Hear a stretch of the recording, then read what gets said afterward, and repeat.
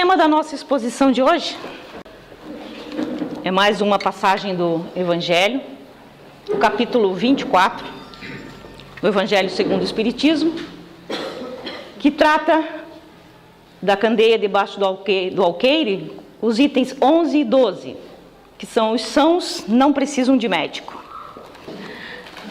Usei também como fonte para a exposição de hoje o livro da Esperança, de Francisco Cândido Xavier, ditado pelo Espírito Emmanuel, no tema Ante o Divino Médico, que também trata dessa mesma questão, né? Os sãos não precisam de médico. Vamos ver o que é que Jesus Cristo quis dizer para nós quando se referia a essa expressão.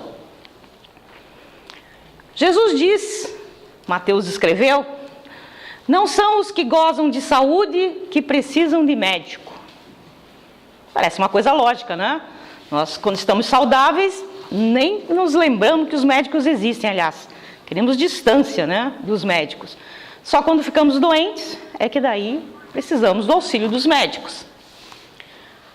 Ainda, Mateus nos diz que Jesus se acercava principalmente dos pobres e dos deserdados, porque são os que mais necessitam de consolações. Dos cegos dóceis e de boa fé, porque pedem se lhes dê a vista, e não dos orgulhosos que julgam possuir toda a luz e de nada precisar. Jesus, então, como era profundamente, bom, misericordioso, se acercava dessas pessoas que estavam necessitando e que vinham até ele solicitando ajuda, né? Vejam bem que se coloca ali a expressão cegos, dóceis e de boa fé, no sentido de que não basta apenas você ter uma deficiência, você ter uma dificuldade, ter um problema, mas você também tem que solicitar o auxílio, você tem que chegar até ele, você tem que pisar o seu orgulho para solicitar esse auxílio. E era justamente desses que Jesus se referia quando dizia que os sãos que gozam de saúde não precisam de médico, e são justamente aqueles que não gozam de saúde é que precisam desses médicos. Emmanuel nos diz ainda que milhões de nós outros, os espíritos encarnados e desencarnados em serviço na Terra, somos almas enfermas de muitos séculos. Então aqui ele não está apenas se referindo à saúde física, está se referindo à nossa saúde espiritual. Somos almas enfermas de muitos séculos. E ao citar isso aqui, chegaremos à conclusão de que todos precisamos de médico. Precisamos do médico do Mestre Jesus, o médico das almas, não apenas o médico dos nossos problemas físicos, dos nossos corpos, não é? Por esse motivo, os espíritos costumam dizer que a Terra é um grande planeta hospital-escola. Vocês já ouviram isso diversas vezes, né? Hospital justamente porque estamos enfermos, estamos precisando de auxílio, estamos precisando de ajuda. Escola porque estamos aqui para estudar, para aprender. Em que nossas almas buscam a saúde integral através do aprendizado, do equilíbrio. Então estamos aqui para buscar a nossa saúde integral, não apenas a saúde física, mas também a saúde espiritual. Vivemos tempos maravilhosos de longevidade em que a medicina descortina novos medicamentos e técnicas variadas a fim de nos prolongar a juventude, a vida do corpo, tanto quanto erradicar doenças antes impossíveis de serem dominadas. Nós vemos nos últimos 50, 100 anos, né, o quanto isso está evoluindo. Há 100 anos atrás, a expectativa de vida das pessoas era extremamente baixa. Hoje, a cada década, a expectativa de vida aumenta, né? Hoje, dizer que uma pessoa de 60 anos é idosa é uma ofensa até, não é? Porque as pessoas estão ainda no auge da sua capacidade, no auge da sua energia, e a grande maioria está bem fisicamente falando, não é? A mesma coisa, quando falamos em idosos, né? Nós temos o exemplo da Joana aqui, que foi que eu digo que é a nossa presidente emérita, que tem 86 anos de idade e é uma pessoa extremamente dinâmica, atuante, ativa. Então, tudo isso em função da medicina e das novas técnicas que se usam hoje, que estão aumentando a longevidade e estão erradicando muitas doenças. Cada vez mais aprendemos no estudo da natureza as incríveis possibilidades de conservarmos a nossa vida biológica, garantindo a saúde do corpo através de nutrição e atividades saudáveis. Hoje é o que mais se fala, que se comenta, né? Temos que ter uma alimentação saudável, temos que fazer atividade física, temos que aumentar a nossa capacidade de vida enquanto aqui encarnados. Ainda assim, somos na Terra milhões de doentes, como Emmanuel nos disse há pouco. Apesar de tudo isso, ainda somos milhões de doentes. Isso porque, e nós vamos ver aqui, o que realmente é a saúde, não apenas a saúde física, né? Porque saúde inclui estarmos em equilíbrio com nossa afetividade, amando o amor que temos. A grande maioria das pessoas não está em equilíbrio com a sua afetividade porque está sempre querendo um amor que não tem e não amando o amor que tem, que é o que nós teríamos que fazer para estarmos em equilíbrio. Saúde também é vivermos em equilíbrio com a família que temos, né? Quantas vezes vocês já ouviram em exposições aqui que nós estamos na família certa, com as pessoas certas, que fomos nós que escolhemos, por motivos que hoje não nos lembramos, mas que ao voltarmos ao mundo espiritual, com certeza nos lembraremos. Então nós estamos na família certa e nós temos que viver em equilíbrio com essa família, para que realmente possamos nos dizer saudáveis. Saúde é viver em pleno equilíbrio com o dinheiro que temos. No mundo materialista em que nós vivemos, esse é um dos maiores obstáculos, né? Porque normalmente se quer ter muito mais do que se tem, e isso desequilibra totalmente, emocionalmente e espiritualmente. Saúde é estarmos equilibrados em nosso campo profissional, produzindo perante a atividade que ocupamos. Não é simplesmente uma forma de falar que todo trabalho é digno.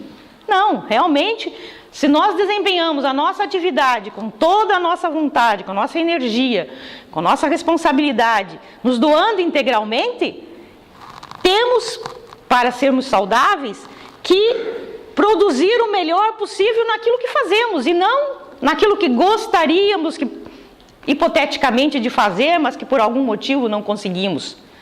Para que tenhamos equilíbrio, para que tenhamos saúde, é necessário estarmos satisfeitos também profissionalmente. Saúde é estar equilibrado também perante o sexo e o aconchego do envolvimento afetivo que amelhamos para nós. Então, a saúde é uma coisa muito maior, né? É uma coisa muito mais ampla quando falamos em saúde integral. E o sexo também faz parte disso. É preciso que estejamos equilibrados. É preciso que a pessoa com quem nós convivemos, com quem nós estamos nos relacionando, realmente seja o melhor. Fazer o melhor por ela e por nós mesmos. Caso contrário, não conseguiremos esse equilíbrio. Saúde é o equilíbrio do convívio na comunidade em que a vida nos situa, sem os atritos da antipatia, em frustrações com o meio em que sonhamos viver. Também precisamos estar em equilíbrio com a comunidade, com as pessoas que nos cercam, com as pessoas que estão aqui, nesse grupo em que nós estamos agora. Fazermos o melhor em relação à simpatia, em relação a relacionamento com essas pessoas, e não ficarmos idealizando a comunidade ideal, aquela que nós gostaríamos de estar. Nós estamos aqui, é com essa comunidade que nós convivemos, temos que estar em equilíbrio com essa comunidade. Fica fácil então entender que saúde é um conceito amplo, que hoje chamamos de saúde integral, e que, quando avaliamos todas as suas variáveis, nos parece impossível de alcançar na Terra. Tudo aquilo que nós falamos parece impossível de alcançar, e realmente não é fácil, né? Porque nós estarmos totalmente em equilíbrio é uma coisa difícil. Nós temos que tentar, temos que fazer um esforço para isso. Eis porque somos milhões de doentes, fustigados por sofrimentos e carências nesta ou naquela área da vida. Ou seja, com certeza alguns estão melhor numa área, mas estão mais carentes em outra, né? Tem mais facilidade em alguma coisa, tem mais dificuldade na outra. E para chegar ao equilíbrio pleno, ou seja, a saúde integral, é difícil. Emmanuel nos diz que carregando débitos e inibições contraídos em existências passadas ou adquiridas agora, proclamamos em palavras sentidas que Jesus é o nosso divino médico. E basta ligeira reflexão para encontrar no Evangelho a coleção de receitas articuladas por ele com vistas à terapia da alma.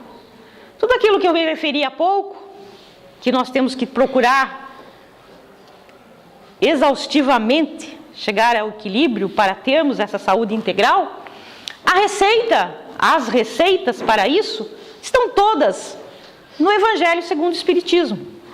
Jesus Cristo, o divino médico, deixou claramente para nós essas receitas.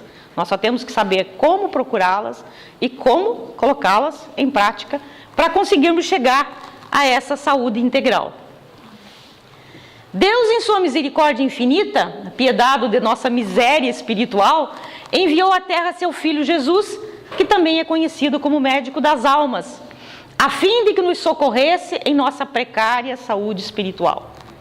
Jesus, quando aqui esteve, qualquer um que analise o Evangelho, que tenha algum conhecimento, vai se dar conta de que, apesar dele ter feito algumas coisas, muitas coisas, inclusive no campo material, auxiliando aos doentes, auxiliando aos que vinham pedir ajuda, na maior parte do tempo ele se dedicou à saúde espiritual.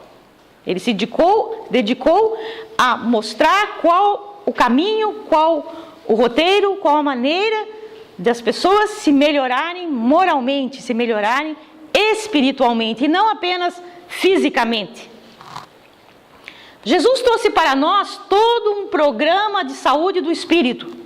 E o seu Evangelho é sublime repertório de diretrizes e consolações para os males de nossa vida, conforme afirma o benfeitor Emmanuel. Todas as indicações do sublime formulário primam pela segurança e concisão. Então o Evangelho é o roteiro, é o guia para que nós possamos chegar a essa saúde do espírito, para que nós, que somos os doentes do espírito, possamos nos melhorar através do ensino do Jesus.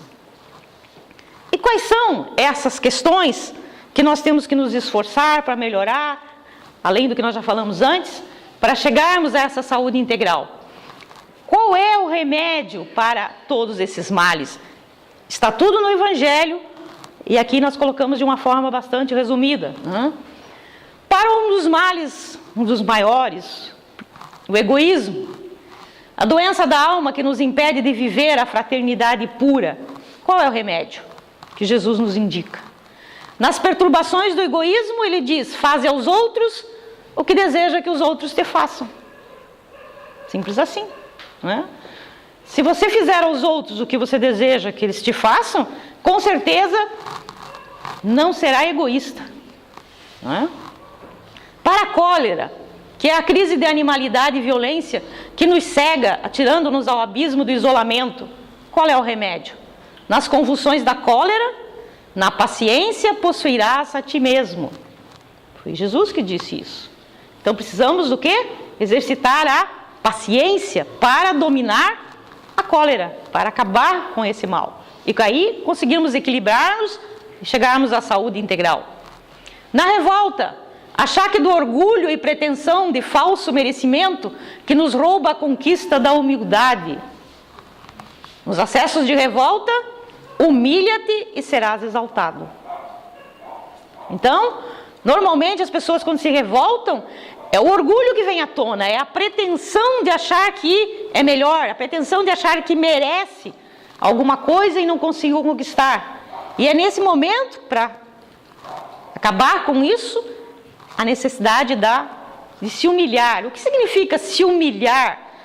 Nós temos um conceito muito errado dessa palavra. A mesma coisa que nós temos um conceito muito errado da palavra resignação, nós temos também de humilhação.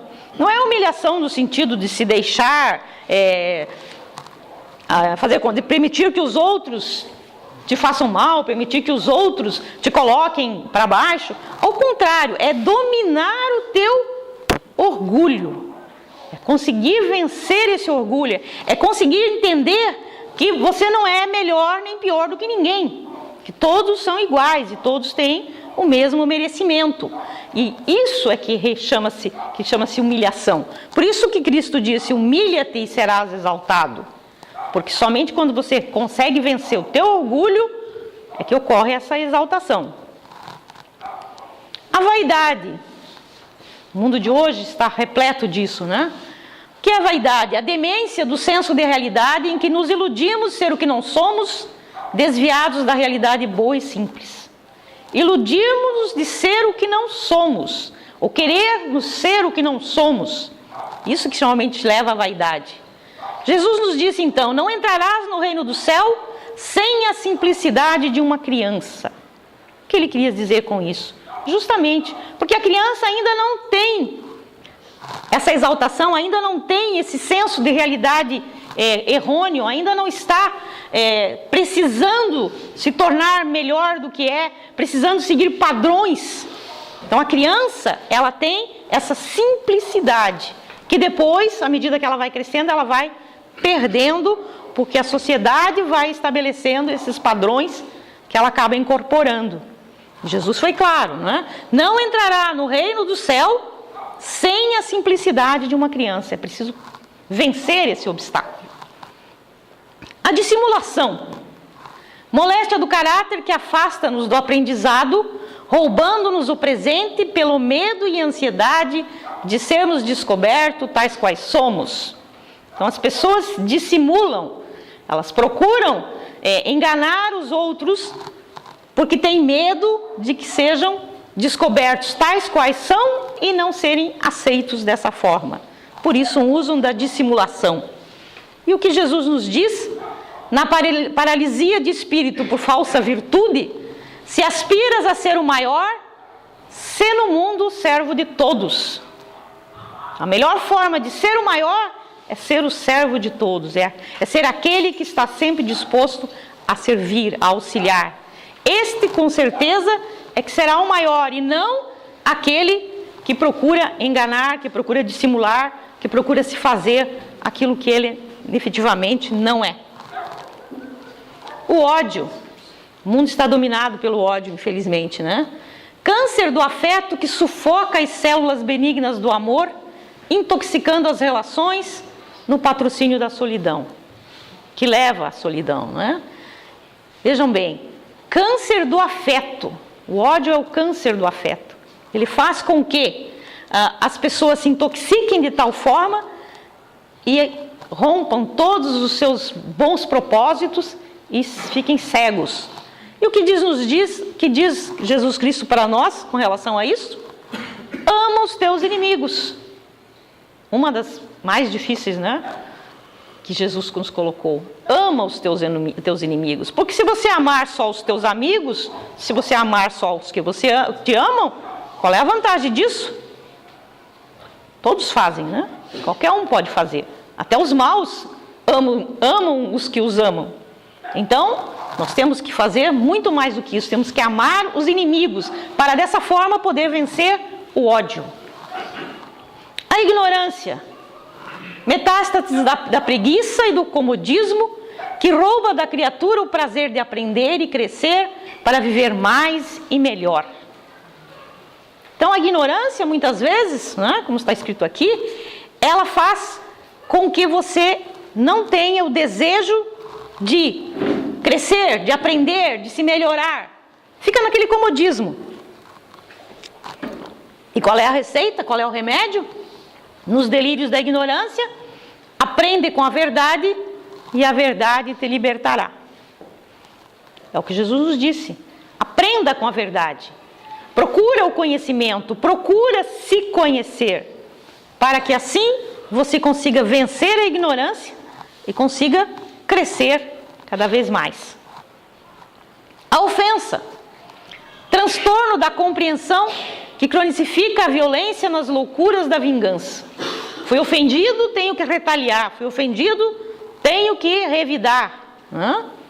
Nas dores por ofensas recebidas, o que Cristo nos diz? Perdoa 70 vezes 7. Lembram, né? Quantas vezes eu tenho que perdoar o meu ofensor? Uma vez? 7 vezes? E a resposta de Cristo? 70 vezes 7. Ou seja, quantas vezes for necessário. É apenas um número, né? Mas você tem que perdoar sempre, porque se você não perdoa a ofensa, se você parte para o revide, para a vingança, não só estará fazendo mal ao outro, como estará fazendo um grande mal a si mesmo. Outro dia eu ouvi uma pessoa dizendo, não é, que a pessoa que tem ressentimento, ela está segurando uma brasa quente na mão, que ela pretende jogar no outro. Mas quem é que vai sair ferido primeiro? É ela, porque ela está com uma brasa incandescente na mão. Então a pessoa que quer sempre se revidar, se vingar, ela faz muito mais mal a ela do que aquele que a ofendeu. Porque normalmente aquele que ofendeu nem lembra mais que ofendeu. Né? Quem ficou com ressentimento é que tem a parte pior, não é? O desespero, quando as pessoas chegam no seu limite, né? Entorpecimento da confiança na justiça e solicitude divinas, que amparam e consolam a nossa vida em cada lance, dando a cada um conforme as suas obras. Então, quando nós chegamos ao desespero, quando uma pessoa chega ao desespero, é porque ela perdeu totalmente a confiança na justiça divina. Porque se ela tiver confiança na justiça divina, ela nunca vai chegar ao desespero. Ela vai sempre acreditar, ter certeza de que será amparada, de que será auxiliada e de que não precisa se desesperar. Então, nos desesperos provocados por alheias violências, que diz-nos Jesus, ora pelos que te perseguem e caluniam. Então, não só não te desespera, não só acredita, confia na justiça divina, como ainda ora pelos que te perseguem e caluniam, porque eles é que realmente são os mais necessitados. Porque se eles estão te perseguindo, te caluniando, estão ainda no estágio tão inferior, muito mais do que o teu, não é? E precisam de muita ajuda. E nós temos que auxiliá-los através da oração, pedindo por eles. A incerteza, isso é um dos maiores males, né? Síndrome da carência de fé na divina providência, que faz o Filho de Deus agir no mundo como se não tivesse um Pai Celestial. Se você acredita que realmente está aqui, neste mundo, providencialmente, e que Deus está cuidando de ti, que Ele é o teu Pai, não tem por que ficar na incerteza. Muito pelo contrário, tem que ter certeza de que tudo vai acabar bem, de que tudo vai dar certo, porque Deus está no comando. Então, nas crises de incerteza, quanto à direção espiritual, que nos diz Cristo, se queres vir após mim, nega a ti mesmo, toma a tua cruz e segue-me. Jesus aqui faz um convite para todos nós, não é? Se queres vir após mim, ou se queres seguir o caminho certo, se queres seguir o roteiro que eu estou deixando para vocês, o que você tem que fazer? O que é nega a ti mesmo? Saia dessa situação que você se encontra, saia desse momento de incerteza, desse desespero, e aí toma a tua cruz, ou seja, pega a tua vida, pega tudo aquilo, a tua carga, tudo aquilo que você tem e segue-me. Siga esse caminho, siga esse roteiro, que aí com certeza você vai encontrar aquilo que deseja.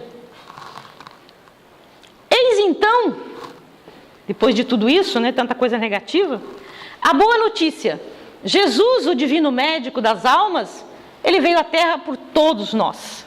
Ele veio aqui justamente para deixar esse roteiro, para deixar esse guia, para nos auxiliar, para que possamos vencer todos esses sentimentos negativos, nos melhorarmos e conseguirmos chegar, acompanhando Ele, aonde Ele vai nos levar.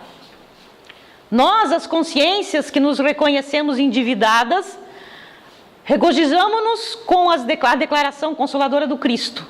Não são os que gozam de saúde os que precisam de médico. Então ele dizia, eu vim aqui para auxiliar aqueles que estão precisando de auxílio. Eu não vim para cuidar dos que não estão precisando. Estou aqui para ajudar aqueles que efetivamente estão precisando de ajuda. Por que provavelmente existem muitas pessoas, ainda bem, não é? Que não estão tão doentes quanto nós, que já estão um pouco melhor, e que talvez não precisem tanto assim de ajuda, mas nós temos consciência de que nós precisamos de muita ajuda, senão não estaríamos aqui, não é mesmo? E se não somos capazes de guardar todos esses sagrados remédios que eu coloquei há pouco, ao alcance da nossa alma, em cada lance da nossa existência, porque realmente é difícil, né? Você guardar tudo isso. Lembremos que Jesus nos deixou, porém, o cura-tudo da alma. Aquele medicamento universal, capaz de erradicar todas as dores, suavizar todos os sofrimentos, devolver-nos a saúde suficiente para prosseguirmos a nossa jornada. Esse remédio é o amor. Nós sabemos disso, né? Inclusive, na semana passada, o seu Jacinto fez uma exposição tratando da lei de amor. O amor é o remédio, é o cura-tudo da alma. Porque o amor vence tudo aquilo que nós vimos antes, vence todos aqueles sentimentos negativos. O amor, na sua forma plena, né? Colocado em ação através da caridade, como nós já falamos muitas vezes também, ele é capaz de erradicar todas as dores, suavizar todos os sofrimentos e devolver a saúde suficiente para prosseguirmos a nossa jornada. Agora, nós temos o roteiro, temos o remédio, mas precisamos efetivamente colocar isso em prática nas nossas vidas, porque senão de nada adianta conhecermos a teoria, né? A teoria é muito bonita, sim, mas se nós não pusermos ela em prática, não vai nos auxiliar em nada. Amai-vos uns aos outros, receitou o sábio doutor Jesus.